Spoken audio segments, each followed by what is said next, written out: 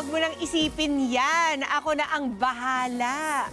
Nakakapagod pero para sa inyo, kakayanin ko.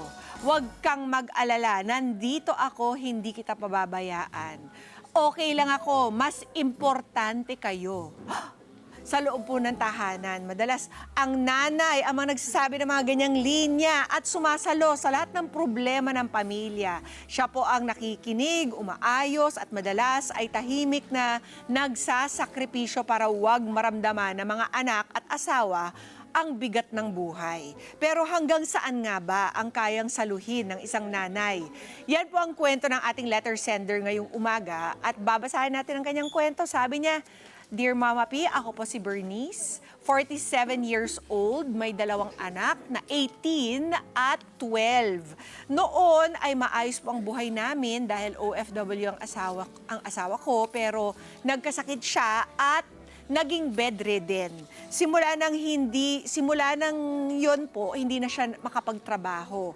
Nagka-problema kami na financial problems. Mula noon, ako na ang sumasalo sa lahat at nagtatrabaho ng tatlo, naglalabada, nagmamanipedi at nag-online selling para may maipanggamot sa asawa at maitawid ang araw-araw na gastusin.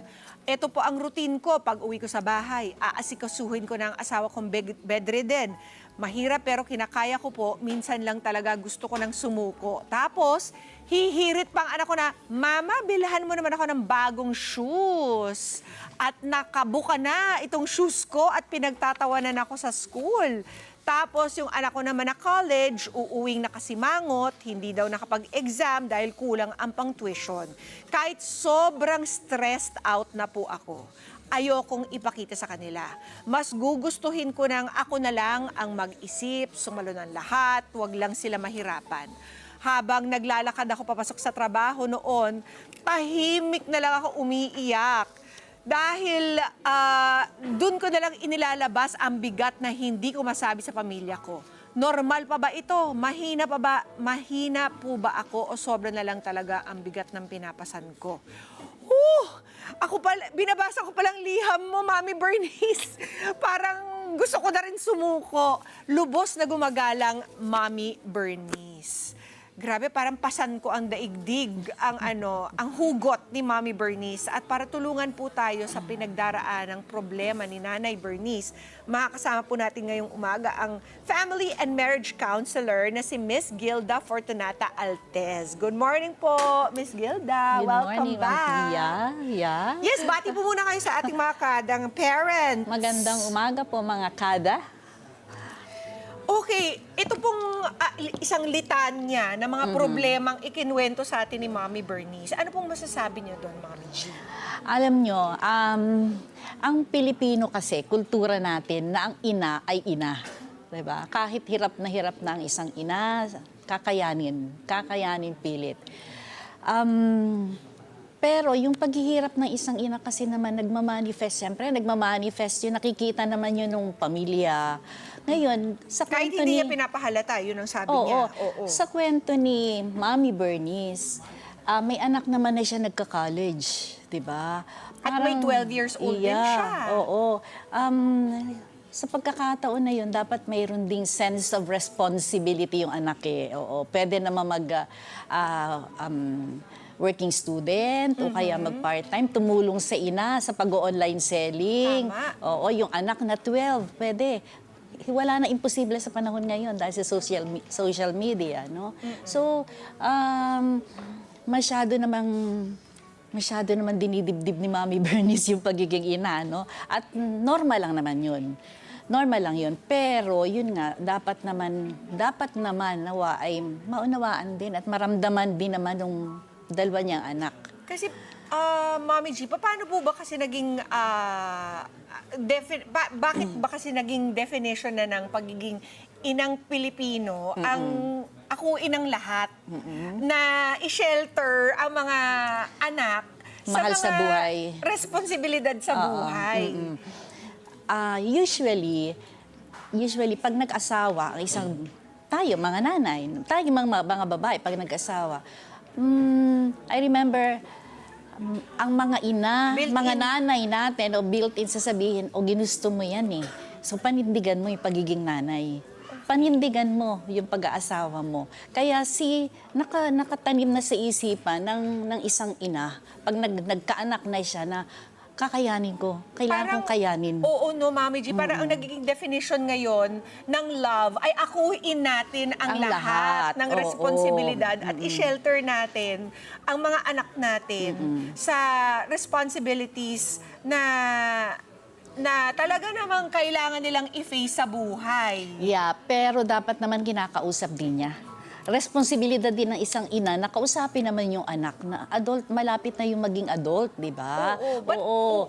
At saka yung 12, pwede naman kausap, magtulungan, lalo pa bedridden yung tatay, no? Tama. Yung asawa, oo. Oo, ang pamilya dapat isang team. Yes, oo. Diba? oo. Kailangan talaga tulong-tulong, lalo na sa mga panahon na to, si Mami Bernice, ang kanyang katuwang, nabaldado. Nabaldado na, oo. Kailangan talaga, kausapin niya. Kausapin niya yung dalawa niyang anak. Oo. Kasi Mami G, ano po ang magiging resulta nito kapag hindi niya naturuan ng mga anak niya na i-face ang mga responsibilidad sa buhay? Magiging pabigat na rin talaga hanggang sa hindi na yun di nagka-college. Pagkatapos niya mag-college, magtatrabaho ng konti, tapos iisipin na kaagad yung pag-aasawa. Hindi man lang naman niya na enjoy na halimbawa sasabihin ng anak na dahil alam ng anak yung kahirapan ng kanyang nanay yung kahirapan nila mag-anak. Dapat may sense of responsibility si anak na panganay na kailangan hindi mo na ako mag-aasawa, kailangan matulungan ko muna yung nanay ko sa sobrang hirap niya. Sa panahon ngayon, kapag nag-land na ng job, good job ang mga anak, nagkakaroon pa sila ng benefits like health benefits, HMO, na po pwede niyang gamitin sa bedridden niyang tatay, di ba? Kay Mami Bernice, pwede niyang gamitin yon. Kailangan talaga communication inside the family. At kung maaari, sa pamilya na lang, wag na ikwento sa in-laws, although ang in-laws, alam naman nila na bedridden na yung kanilang anak, pero kung maaari, wag na ikwento sa mga kaibigan. Sa kanila na lang. Oo nga po. Is it okay for a mom, para sa isang ina, na magsabi ng problema sa kanyang mga anak? Oo naman. Anak niya, pamilya niya yun eh. Normal lang yun. Hindi po pwede niya akuin lahat. Halimbawa, May yung kanyang hangganan. yung kanyang mga kapaguran, yung kanyang parang feeling na Exhausted ka na. Exhausted. Diba? Okay lang po ba drain ito? na drain ka na. Is that okay to Oo. talk about sa kanyang mga anak? Oo. Ano yun eh, human nature natin yun. Normal lang na magsasabi tayo. O anak, pwede pa pahinga muna ako. Kayo muna naman. Di ba? So, hindi po ito parang senyales ng kahinaan? Hindi. Kasi parang, Hindi. ang nakikita ko kay Mommy Bernice, meron siyang front na ipinamumuka sa kanyang pamilya na kaya ko lahat to, hindi ako napapagod. Pride na yun. Pride na. Kailangan po ba yung baguhin? Kailangan talagang pamilya mo yan eh. Sasabihin mo sa kanila, sa'yo nang galing yun eh. Yung dalawa mong anak, sa'yo nang galing. Yung mga bata, yung anak niya, nasa tiyan pa lang niya, damdaman na nila yung nararamdaman niya bilang nanay. Pag malungkot siya, pag masaya siya. Kasi 0 to 6 is absorbent mind. 7 to 12 formative years. So talagang marapat lang na i-verbalize niya sa anak niya, yung nararamdaman niya. Tama. So, para po kay Mommy Bernice, ano po ang inyong maipapayo? Paano kaya natin unti-unting mababago ang kanyang mindset na ang nanay, kailangan, ang expression of love niya sa kanyang mga anak ay ituro ngayon pa lamang yung mga realities of life na hindi dapat sila i-shelter dito at yun talaga ang tunay na definition ng love. Kasi pag hindi natin sila hinanda para sa mga realidad Realidad. ng pamumuhay, eh hindi nila ito magagawa on their own pagdating ng panahon. Pagdating ng panahon na sila mag-aasawa na, Correct. di ang mangyayari, wala silang alam na Hindi nila gawaing alam bahay. kung paano Oo, ito ano na lang itapin. sasabihin ng mga sasampahan niyang pamilya, di ba? Sasabihin ng magiging biyana ng kanyang anak. It's Hindi gonna be yata much to. tougher. Siguro Yeah. kahit hindi na natin masyadong intindihin sasabihin ng mga biyanan, ganyan. Pero it's gonna be much tougher for them not knowing how to navigate this on their own without their mom's help, hindi po ba? At saka, kasiraan kasi ng isang magulang kapag hindi niya naturuan ng tama anak. By the time na nagpamilya na yan, mahihirapan sila. Sila rin na mahihirapan. Kaya dapat at an early age, talagang i-train na. Open, i-open. Kaya kuhanin nyo na po itong panahon na ito, Mami G, para payuhan si Mami Bernice. Para unti-unti niyang maramdaman na ang tunay na expression of love is actually being real to her kids. True. About her sacrifices, about her being exhausted, at saka na kailangan nilang i-share yung responsibility dahil balang araw, gagawin din nila ito para sa sarili nilang pamilya. Kasi very basic na rin naman yun, di ba? Very basic na kakausapin mo yung iyong mga anak, sasabihin mo sa kanila yung ano ba talaga ang responsibilidad, tamang responsibilidad ng isang ina. So, Sige po, kausapin niyo po si Mami Bernice. Hi Bernice, I know you're listening and watching. Panahon na para kausapin mo yung iyong mga anak, kausapin mo yung nakikita naman kasi nila, nararamdaman nila, nakikita nila sa iyo yung iyong paghihirap, yung pagiging drained mo na, exhausted mo na. Panahon na para kausapin mo sila isa-isa. Kasi sa pagsasabi mong yan, you are also training them para sa kanilang pagiging pagpapamilya nila, sa motherhood nila. Tama. At saka, mahirap din pong mag-pour from an empty cup, hindi po ba? Yeah, Yun ang lagi oo, nilang totoo. sinasabi, na parang kapag si Mami ay ubos na, ano pang maibibigay niya, di ba? Totoo naman yun. Oo. So, Oo. kailangan din ba ni Mami Bernice na mag-take ng breaks? Kasi, everybody needs to take a break. Hindi naman pwedeng para tayong mga machines na kahit ang mga machines kailangan pinagpapahinga rin. Yes, oo. Pinapa-cool Oo. off, di ba? Mano ba namang every Sunday, gawa sila ng schedule. Sunday is church time. Pahinga na yun eh. Di ba? At least, hindi yung sa umaga pa lang iisipin ako, yung mga bayarin, di ba? Yung mga gawaing bahay, yung mga household chores, pwede na yun ng dalawang anak eh. Hindi na niya yung gagawin.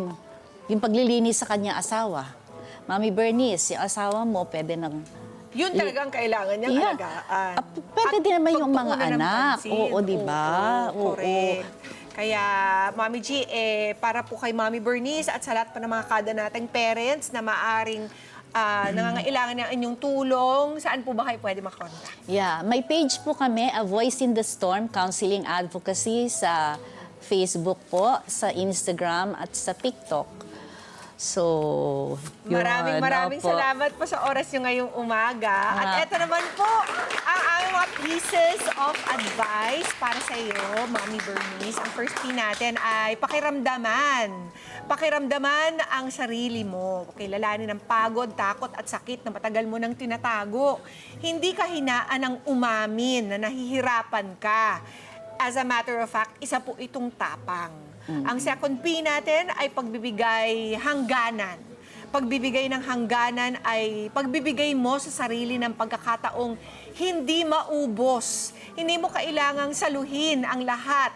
Hayaang magbahagi or magbahagi ka ng responsibilidad sa loob ng tahanan. Dahil ang problema ng pamilya ay hindi lang problema ng ina. At ang third P, pagpapahalaga sa sarili. Pahalagahan mo ang sarili mo dahil matagal mo nang binibigay ang lahat. Ang pagpapahalaga sa sarili ay hindi pagiging makasarili dahil hindi ka makapagbigay ng pagmamahal kung ikaw mismo ay ubos na. Sana po ay nakatulong kami sa inyo, Mami Bernice. At para sa lahat po ng mga nanay nanay at ibang parents dyan na meron ding problema, ipadala nyo lang po sa amin ang inyong mga letters, ang inyong mga problems dito po sa Net25 or sa sarili ko pong Instagram, piaguanyo_mago. At para po sa lahat ng mga nanay na tahimik na sumasalo ng bigat ng pamilya, paalala po ito na okay lang mapagod, okay lang umamin na nahihirapan ka at okay lang unahin din ang sarili mo minsan. Dahil kapag inalagaan mo ang sarili mo, mas may lakas kang magpatuloy at mas buo ang pagmamahal na naibibigay mo sa pamilya. Let's get together sa Net25. Sa Net25.